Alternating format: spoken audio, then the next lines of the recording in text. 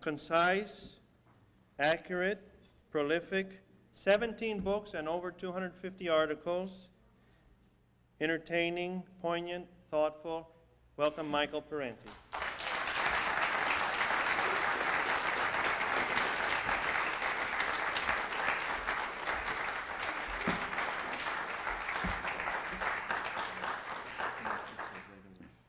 Thank you. It's very nice to be here. I have to get hooked up first. Is it amplifying? Yes, both you're amplified, sir. Everything is. Yeah. Is that better? Can you hear me now? Okay. A little better? Okay. Oh, it's a lot better. That's what I think, yeah. Okay. Well,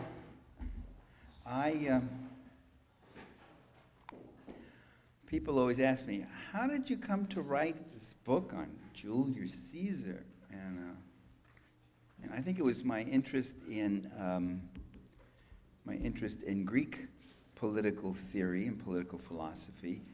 And then I started reading the Romans. They came up now and then, and I didn't think they could be anywhere as interesting as the Greeks, but politically, maybe not philosophically or artistically, but politically, the Romans were quite fascinating and even more interesting than the Greeks, if that's possible.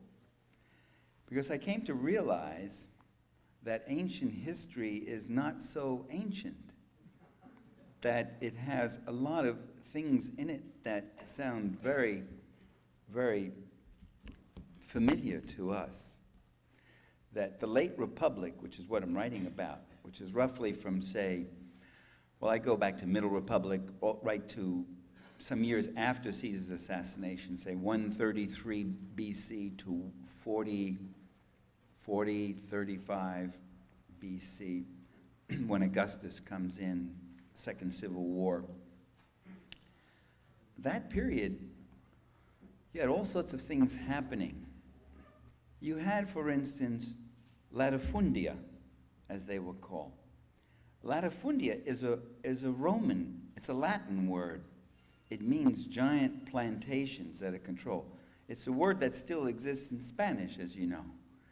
And these latifundia owners were driving out the small farmers and taking over the land and using slave labor to maximize their profits.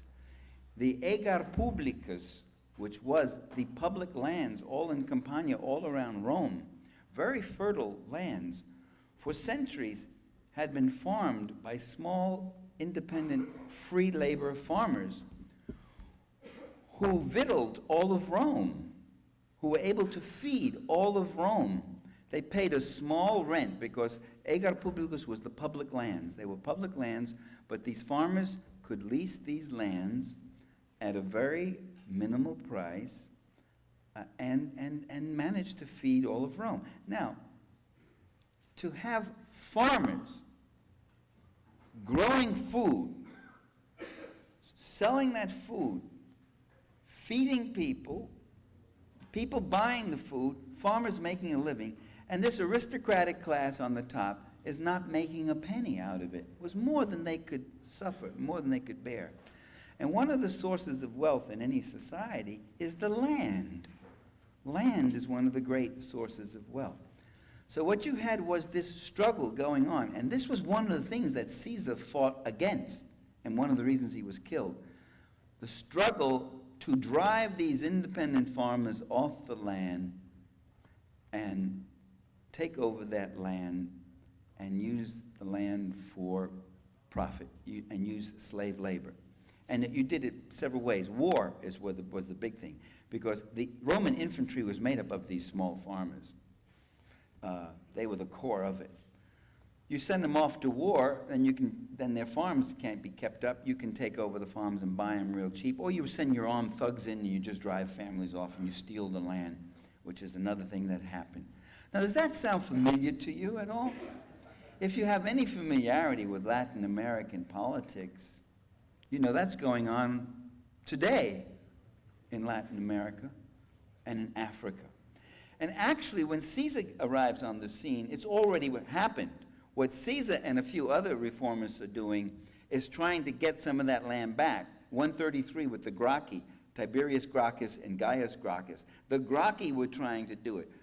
Gaius was at 122 BC. Get some of that land back and redistribute it to poor independent farmers.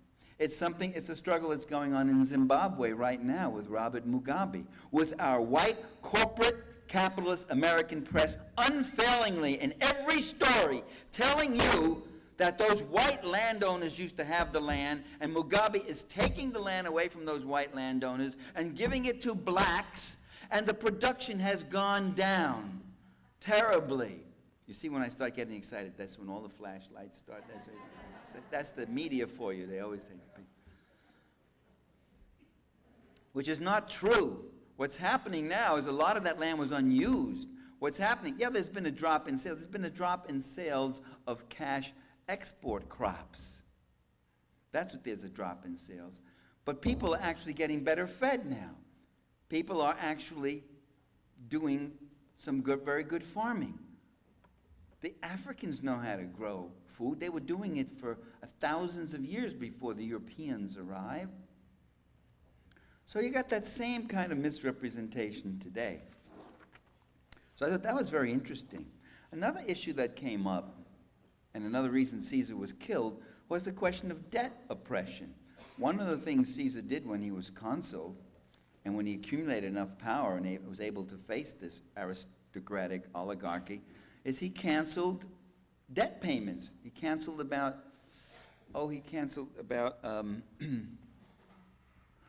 well, Suetonius reckons about 25% of all outstanding debt was canceled. That there were others, there were Democrats and all who wanted him to cancel a lot more than that, but that's as far as he went on that issue. But still, his fellow aristocrats hated him for it and saw him as a class traitor. Rent control. I mean, the condition of housing in ancient Rome was terrible. Giant tenements, 8, 9 stories high. The rents were so high because people had so poured into Rome.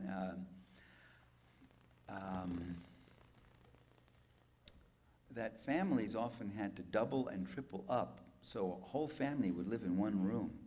The condition of these houses were terrible. Well, Caesar canceled all rents for 1 year, which, just infuriated the rich landlords, slumlords like Cicero and others like that. The condition of labor in Rome, the condition of labor was increasingly worsening as free independent labor was being driven off the land or being replaced by slave labor. These are all issues we face today. We don't have formal slavery in most countries, although slavery still does exist in some places and countries. But we certainly have indentured labor. We have people caught in the web of debt structure whose labor is forfeited for years to come and the like. So this was, again, a very relevant question. I'm saying ancient history isn't so ancient. The arrogance and the avarice of empire, I dealt with that also. Empire, let me read to you what an economist, a conservative, this guy was a conservative economist by the name of Joseph Schumpeter.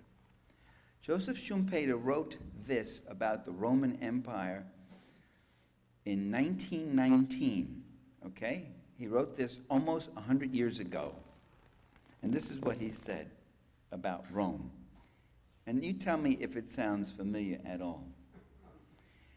He said, ancient Rome, that policy which pretends to aspire to peace, but unerringly generates war, the policy of continual preparation for war, the policy of meddlesome interventionism. There was no corner of the known world where some interest was not alleged to be in danger or under actual attack. If the interests were not Roman, They were those of Rome's allies. And if Rome had no allies, then allies would be invented. When it was utterly impossible to contrive such an interest, why, then it was the national honor that had been insulted. The fight was always invested with an aura of legality. Rome was always being attacked by evil-minded neighbors, always fighting for a breathing space. The whole world was pervaded by a host of enemies, and it was manifestly Rome's duty to guard against their indubitably aggressive designs. Now, does that sound at all familiar to any of you? Another thing that characterized ancient Rome was deficit spending. You didn't tax the rich, you borrowed money from the rich. And we do the same. We're borrowing money from the people we should be taxing. And Bush likes that whole idea of a big deficit.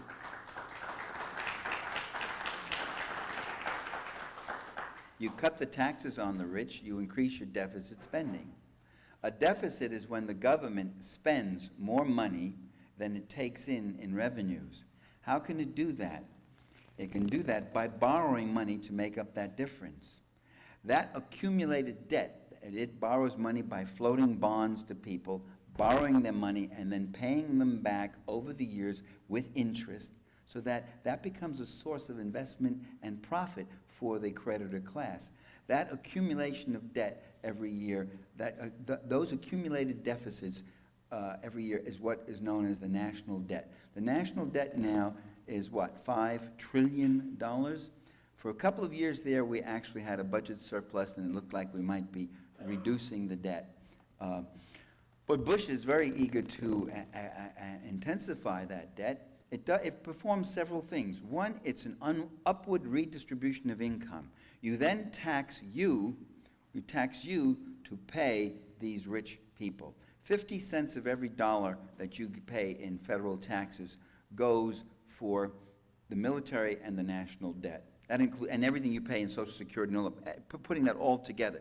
In disposable income, not taking in the entitlement programs, it's more like 80%, 80 cents of every dollar.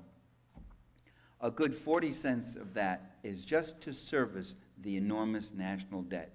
So 40 cents of every dollar you pay in federal taxes, you get nothing for it. It's money going right into the pockets of the rich. So it's an upward redistribution. The other thing that an enormous deficit does is it becomes an excuse for underfunding and starving and cutting back on human services, which is what they also want to do.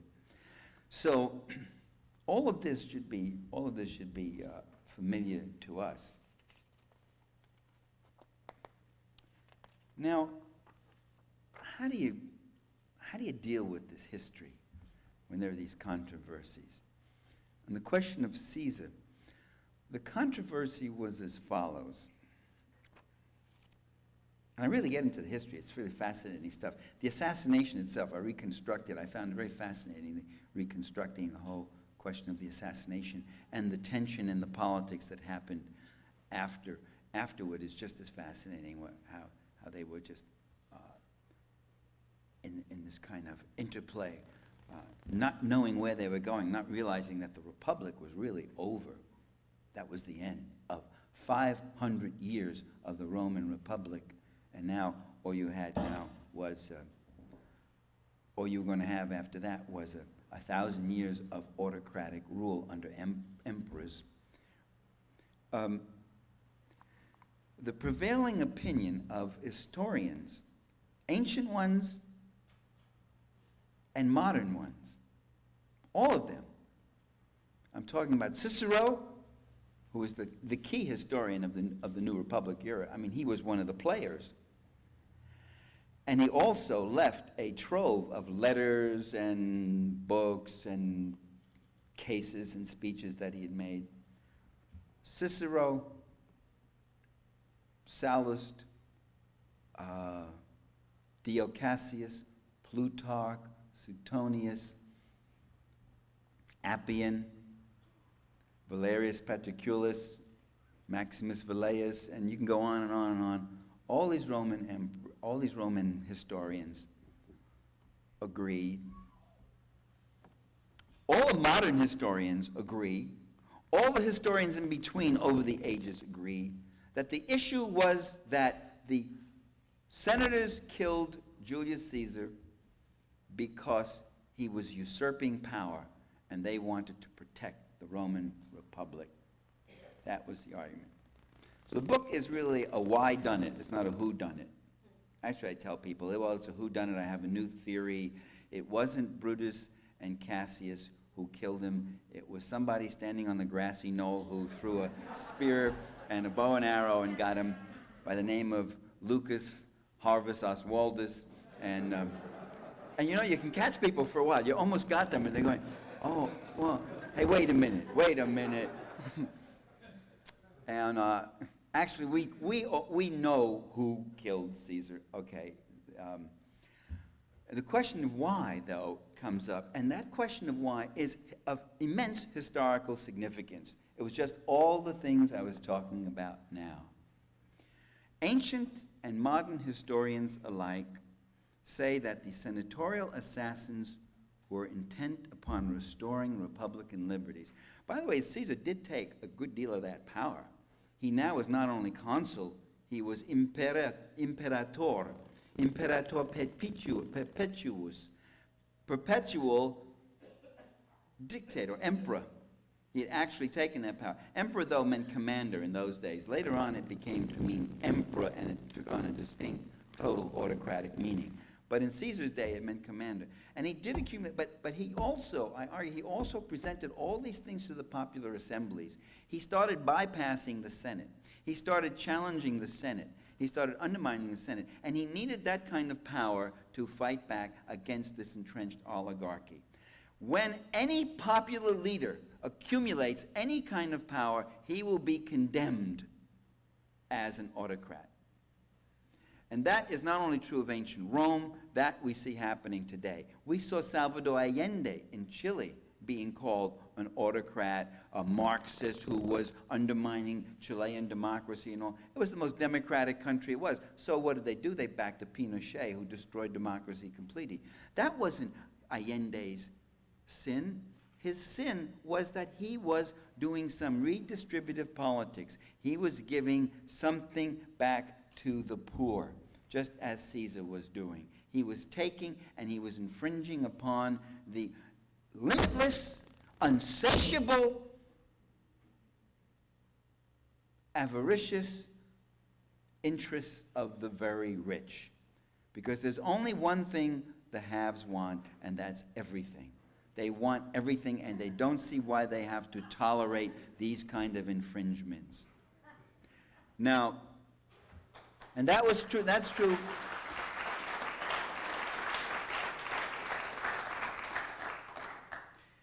And that was true of Noriega. Even Noriega, if not him, his military, it was a leftist military. They had popular programs, they had social programs, education, clinics were starting, all sort of thing in Panama. And when George Bush père invaded Panama and the new government put in, the first thing they did was destroy all those programs, roll it all back, privatize everything, and make sure the poor were poorer than they'd ever been, and that they weren't developing them. That's the same with Hugo Chavez. That's the same with Slobodan Milosevic, who was a genuine socialist, who headed a party in a government in Yugoslavia, which was a coalition of 4 political parties, and was pushing social programs and trying to save the social democracy in Yugoslavia, in a country whose economy was 80% publicly owned still. And all of that's been abolished, Yugoslavia. When Milosevic was taken out and declared a tyrant, a criminal, a demagogue, a Serbian nationalist. I mean, here's this Bosnian, Croatian nationalism going bonkers and crazy, and the moment he tried to defend Yugoslavia, he was called a Serbian nationalist. And unfortunately, many so-called progressive people on the left bought into that. They bought into that issue and supported that war. It's incredible. They oppose a war that's launched against a rich, plutocrat, reactionary, terrorist Muslim like Osama bin Laden. They oppose that war and against a fascist, oppressive Taliban organization in Afghanistan. They opposed that war, which they should, which we all opposed. They feel free enough to oppose that war against Saddam Hussein, who used to be a CIA operative, who tortured and murdered every leftist, communist, progressive in Iraq and played with the CIA along the way, who got whacked anyway because he proved to be a nationalist and kept the oil industry under public ownership. They opposed that war too, against this murderer and torturer, as I opposed that war, and we all did oppose that war. But against Yugoslavia, they bought into the propaganda because Milosevic had a communist lineage, and he was declared the last Stalinist. He was declared a this or that, and people on there are any number of people on the left. I won't even mention them by name, who, while they finally opposed the bombings, they bought into that brief. Right up to the point of the bombings, they bought into that brief because anti-Stalinism, anti-communism is the centrality of their politics. It is the passion of their politics, and they say they are on the left. Oh, they're against corporations. Oh, they think the WTO is bad. Oh, they think that it's too much power and these are troubling and terrible times. But when it really comes down to it, their passion is anti-communism. And if you can convince them that they're fighting a communist, they will fall in line. I'm talking about any number of liberals, social democrats, people who call themselves anarchists and trots and other variations. That is they're still settling scores from 1937 Moscow. It's a case of arrested development. And so they condemned Slobodan Milosevic. So they condemned. The established media condemns Hugo Chavez. What is Hugo Chavez's problem in Venezuela? Well, I cannot pick up an article on Hugo Chavez and not see some reference to his mercurial personality, to his unstable approach, to his impulsive this or his autocratic tendencies. What I'm saying to you is as follows, that every leader in the history of humanity, recorded history of humanity, who has ever done anything for the ordinary people, who has ever posed himself against the established interest of powerful wealth, any leader who does that is subjected to an ad hominem critique and attack. Noriega was worse than Hitler. Saddam Hussein was worse than Hitler. I mean, that was true, but it came 10 years too late, and they forget to tell you that they were the ones who made him into the Hitler. Allende was threatening democracy. The descriptions of Allende in the New York Times are incredible. Twitchy fellow, nervous, erratic.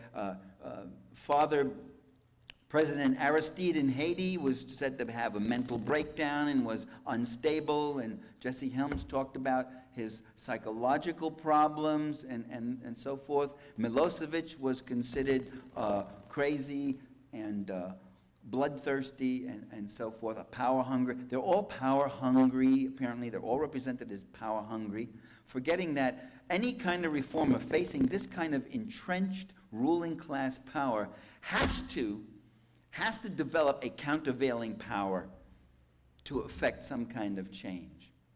But without failure, and Caesar, and not just Caesar, I go into all the popular leaders before, from the Gracchi down to Supernius, to Clodius, to Caesar, all of them assassinated by this ruling class group. And they all had one thing in common. They were trying to do some land reform, some debt control, some rent control, some better wages for the people. That is what their real sin was about. And that is still the way it goes on today. Okay, can we get it right? That's it.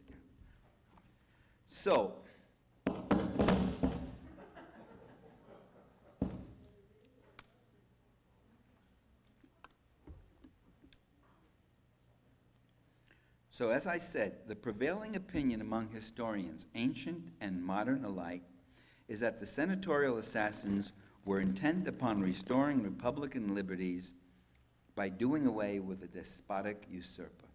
They were going to save the republic against the despotism of Caesar.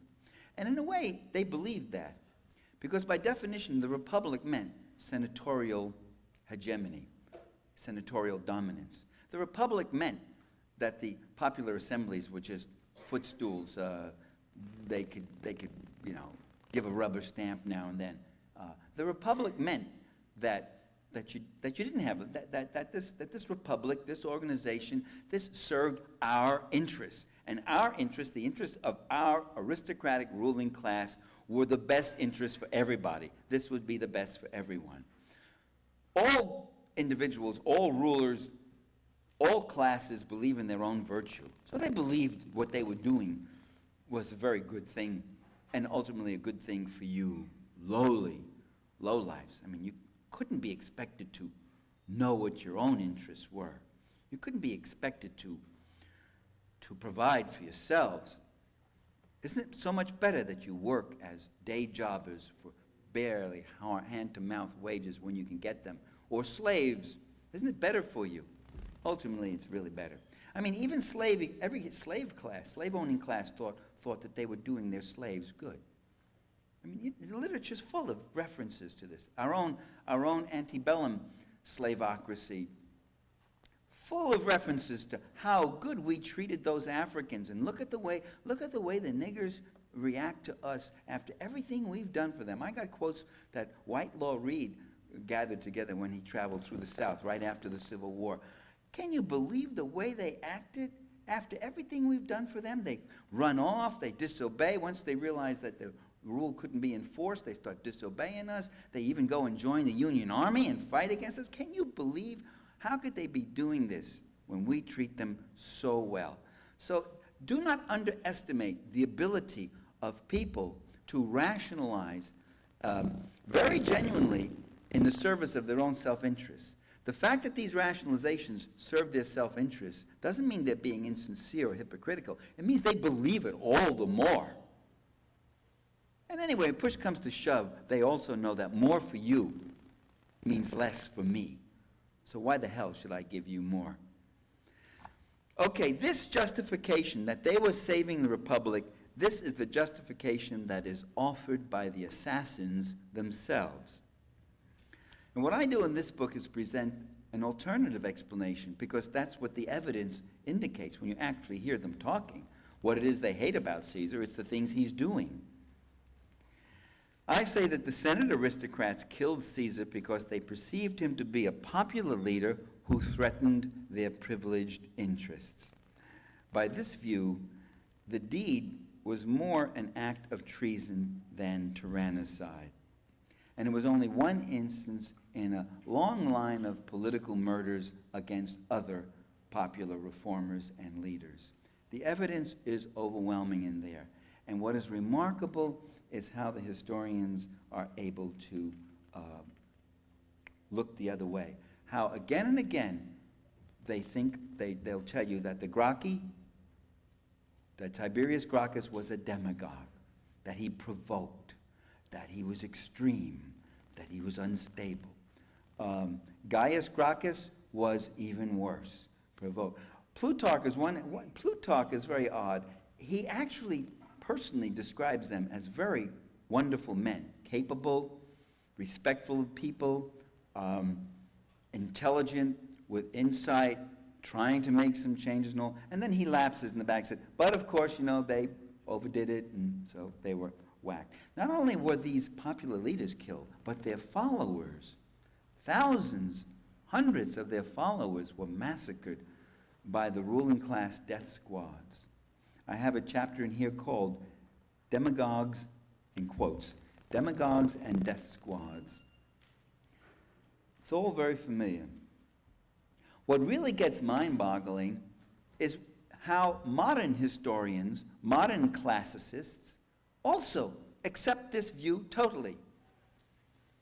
And that makes you wonder, this whole Collingwood view. Collingwood has that quote about how historians from different times and different ages see history in accordance with the experience of their age.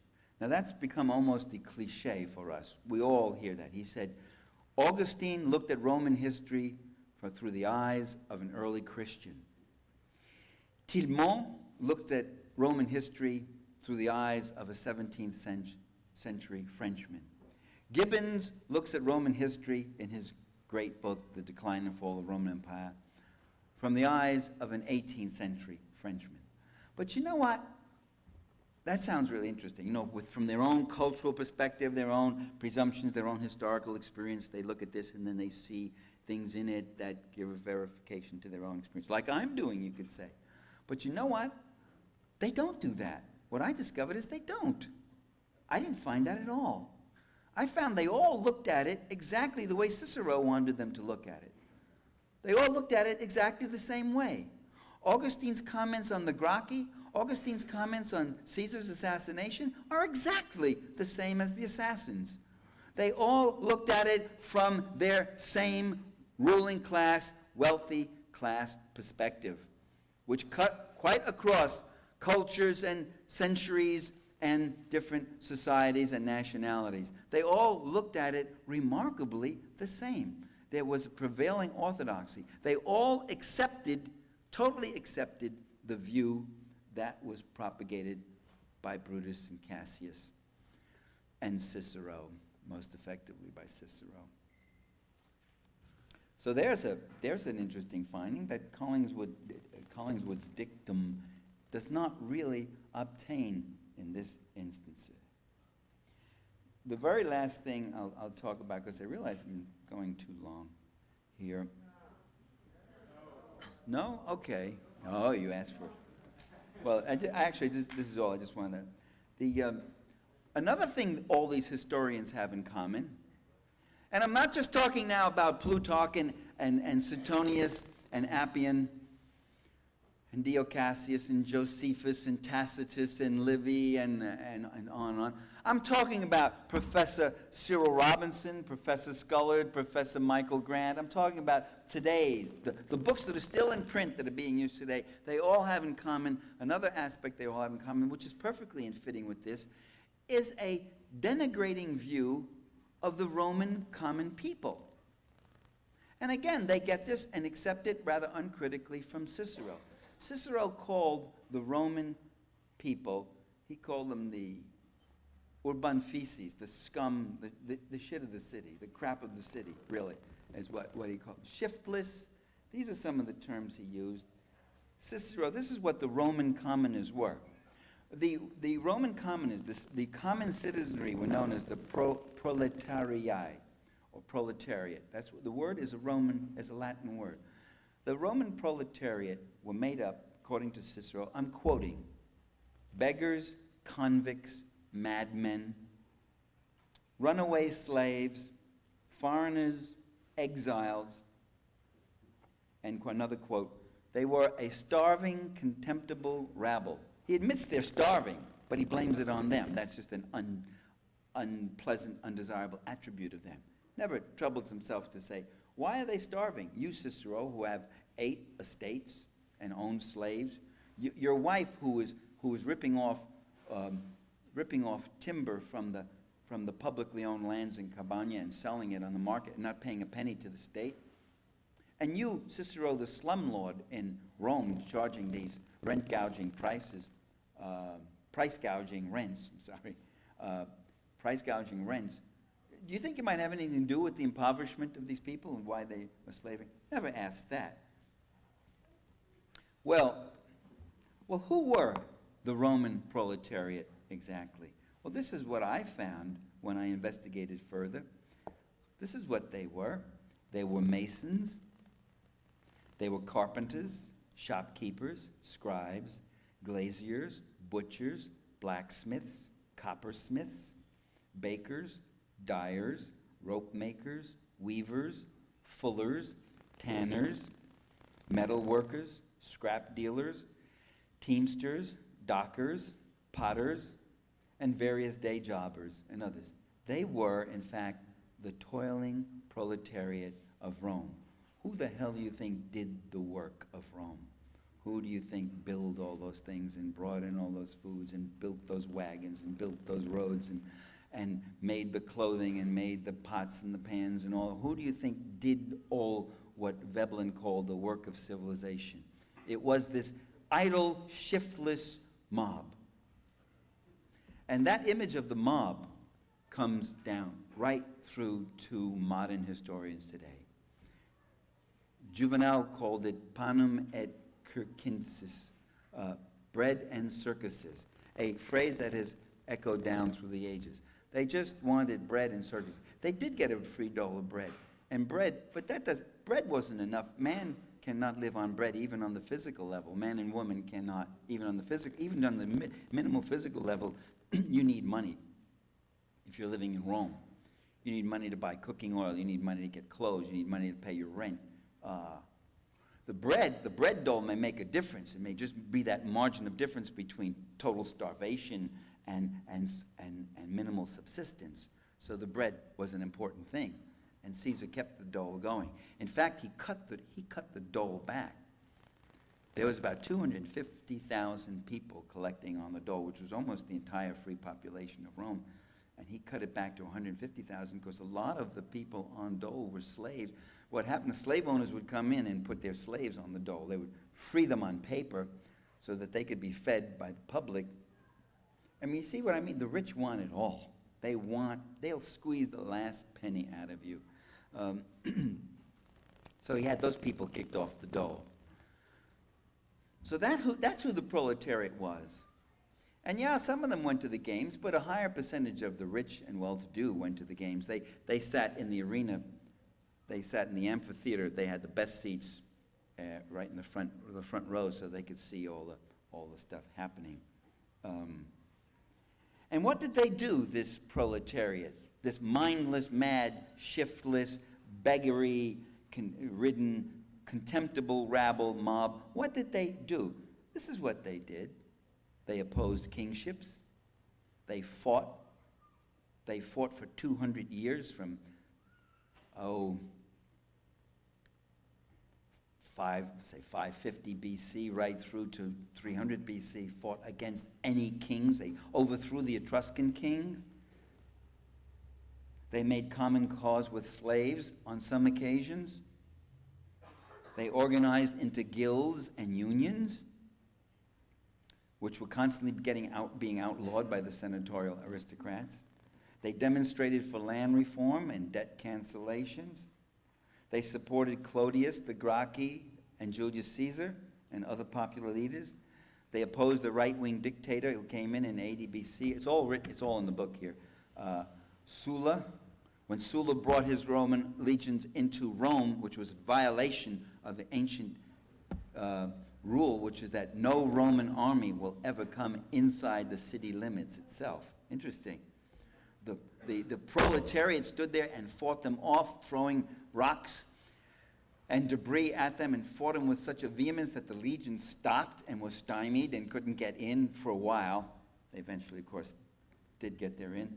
Far from being a mindless rabble, they were a democratic force engaged in class struggle.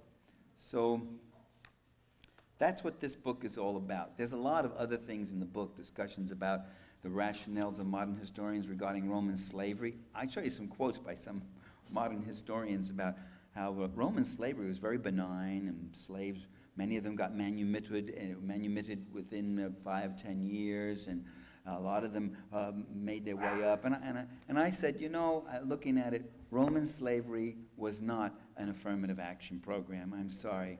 So I have a whole discussion on that. I have a discussion on the plight of women in Rome, and there's a lot of other things. So that's about it. Would you like me to read to you a passage on the assassination? Are you up for that? Okay. It's called preparation, where you should be able to turn to the page, but I thought I had marked it off here. Okay. On the penultimate day of his life, that means next to the last, on the penultimate day of his life, during the course of conversation while dining with Lepidus and a few other intimates, Caesar posed an unsettling question. What is the best sort of death? After his companions ventured various opinions, he himself commented that a sudden, unexpected end was the one he would prefer. That night, the story goes, his wife Calpurnia dreamed of seeing him lying in her lap with many wounds and streaming with blood. The next morning, much distraught, she implored Caesar not to stir from the house and to postpone the Senate session. The next morning was the 15th of March, the Ides of March. The Roman calendar was marked by the calends, which is the first of every month, the nones, which is the 9th or 7th, and the Ides, which was the 15th or 14th. It varied from month to month. It was just a name of a day in the month, and it was the way they reckoned dates. They would say 2 days to the Ides, or 3 days. They would do a backward reckoning, very complicated, and no one knows how they chanced upon this absurd and very cumbersome way of stating dates. So the next day was the 15th of March, 44 BC. Caesar's wife, his wife's remonstrance gave Caesar pause, since she ordinarily was a very composed and level-headed person, not given to, quote, womanish superstitions, as Plutarch puts it. Plutarch himself was richly freighted with superstitions, presumably male-gendered. He tells us that just before Caesar's death, fire issued from the hand of a soldier's servant, yet left him unburned. All the doors and windows of Caesar's house suddenly flew open of their own accord as he slept. And an animal sacrificed by Caesar was found to contain no heart, a very bad omen because no living creature could subsist without a heart, the great historian reminds us. Suetonius and Dio also, I don't want to go into these various things. Omens aside, Caesar already had serious misgivings about conspiracy, and I go into that. I have a whole description of Cicero fawningly, total poltroonery. I mean, Cicero was given to lying, poltroonery, I guess is the word, given to, and he talked about, Caesar, you could not fear us, we love you, our hearts, we put our lives on the line for you. I mean, nauseating, cloyingly hypocritical. Meanwhile, Cicero, he was ecstatic over the assassination. So let me get now on the fateful morning of 15 March, uneasy about Calpurnia's dream, Caesar turned to Mark Antony, who had just arrived at his house, and instructed him to go postpone the Senate session.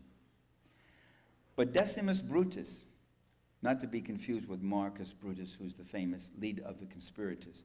Decimus Brutus was even worse. He was one of Caesar's faithful generals, but at the end, his class interest prevailed over his loyalty to Caesar, and he joined with Marcus Brutus and Cassius. But Decimus Brutus, one of the few who had regular access to his residence, entered just as Antony was about to leave. On hearing of Caesar's decision, Decimus strongly urged a reconsideration. The senators had been waiting in attendance for some time, having been called into session by Caesar. Imagine their reaction if someone arrives and dismisses them until such time as Calpurnia should chance to have more pleasant dreams. He must not give his opponents further pretext for taking umbrage, fueling the charge that his rule is insultingly arbitrary. Is it like Caesar to hide behind a woman's fears or give such weight to superstition? Even if he was strongly inclined to think the day unfavorable, it would be more fitting if he went to the Senate and himself announced that he was postponing the meeting to a later occasion. Caesar was persuaded. He allowed Decimus to walk him out of the house to where his litter bearers waited. As the litter moved through the gathered crowd, Artemidorus, a Greek teacher of logic and former tutor of Marcus Brutus, having caught wind of the conspiracy, sought to warn Caesar. Accounts vary. Some have Artemidorus running to Caesar's house after his departure, then failing to catch up to the litter bearers. Others have him reaching Caesar and urgently handing him a note outlining the plot. But given the press of petitioners, Caesar had no chance to read it. Others say it was someone else, perhaps a servant, who gave Caesar the note. All sources seem to agree that some vain attempt was made to alert him. Before entering the hall, well, I'm going to skip. This is where Caesar has that famous exchange with Spurina about, the Ides of March have come. The Ides of March is come and nothing has happened. And Spurina says, the Ides of March has come. He had predicted something, beware the Ides of March. You remember that from Shakespeare and all that.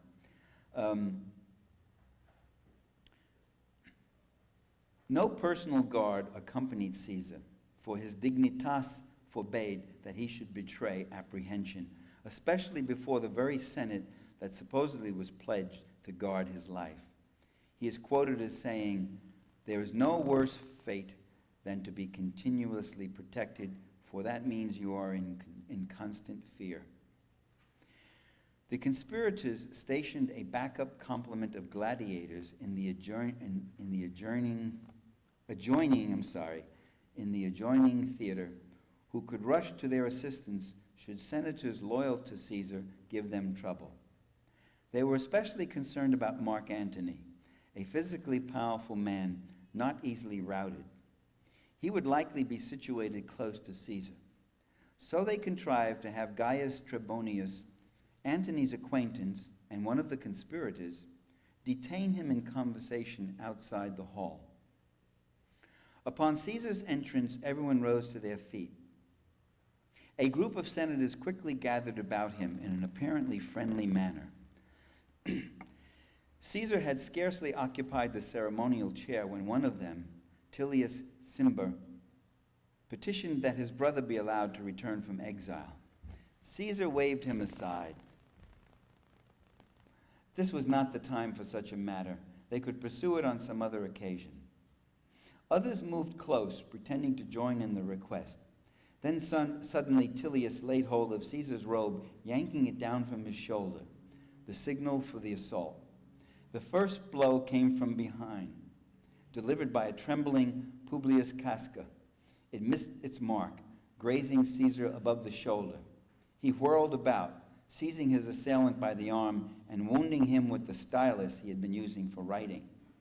Caesar then bolted forward, only to be slashed in the face by Cassius. Desperately flaying at his attackers and issuing furious cries like a trapped beast, he took another blade into his side, then swift thrusts into his thigh, his back, and his groin, until he staggered and collapsed, some say, at the base of Pompey's statue. Pompey had been his enemy. Even then, the assailants continued savaging him with their daggers, some of them accidentally cutting each other in the melee. Suddenly, all was quiet. Caesar lay motionless, bleeding to death from 23 stab wounds. At this point, Marcus Brutus turned to the Senate assembly to reassure them that all was well. He would now set forth the reasons behind this act of tyrannicide. Brutus was a big one for saying this would be an act of tyrannicide. We would kill a tyrant and we would explain it, how we preserve the republic, and everybody will love us for it. Certainly, here was an apt venue for discoursing on the more unsavory imperatives of Republican restoration. But the senators were in no mood for a civics lesson. Frozen in astonishment for the brief seconds of the onslaught, they began stampeding out of the hall, tripping over each other as they fled, some fearing they might be the next victims, others just wishing to distance themselves from the murder and all its frightful implications. There were a number of senators who weren't unfriendly to Caesar's position, by the way. There were 60 conspirators, and we know about 15 of them by name. Brutus and his confederates followed them out, triumphantly brandishing their blood-stained weapons. Being still hot from their exploit, they marched as a body, not like perpetrators who thought of taking flight, but with an air of lordly assurance, calling to the people to reclaim their liberty and inviting persons of rank to join them. Some of the latter did enter their procession, acting now as if they too were authors of the bloody design and could claim a portion of its honor. In the empty meeting hall, Caesar's body lay crumbled in lonely silence throughout much of the day. Eventually, 3 of his slaves ventured in and carted it away. Thus did Gaius Julius Caesar meet his sorry fate in his 56th year on the Ides of March, 44 BC. 40 years earlier, on that very day, a graceful, handsome 16-year-old youth strode amidst a joyous gathering of family and friends who prayed that the divinity might fashion a brilliant destiny for him. It was a festival celebrating the threshold of spring on the Italian peninsula, when living things are touched by the sweet stirrings of nature reborn, and people lift their hearts in the hope of better times to come. And so we too, let's lift our hearts, not only in the hope of better times to come, but in the struggle for better times to come. Thank you for your kind attention.